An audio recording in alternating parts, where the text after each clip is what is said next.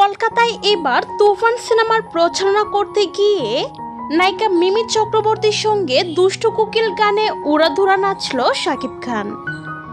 সম্প্রতি এমনই ভিডিও প্রকাশিত হয়েছে সামাজিক যোগাযোগ মাধ্যমে, যেখানে দেখা যায় তুফান সিনেমার প্রচারণায় কলকাতায় গিয়েছেন শাকিব।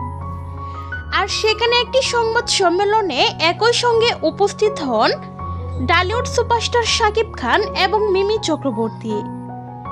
তবে সংবাদ সম্মেলনের এক ফাঁকে মিমি চক্রবর্তীকে দেখা যায় শাকিব খানকে সঙ্গে নিয়ে দুষ্টু কোকিল গানে উড়াধুরা নাচছেন এই নায়িকা, যা মুহূর্তেই নজর কাড়ে দর্শকদের।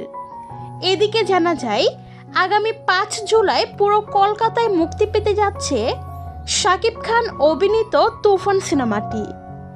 আর তুফান সিনেমার প্রচারণা করতেই মূলত কলকাতায় গিয়েছেন ডালিউডের এই সুপারস্টার।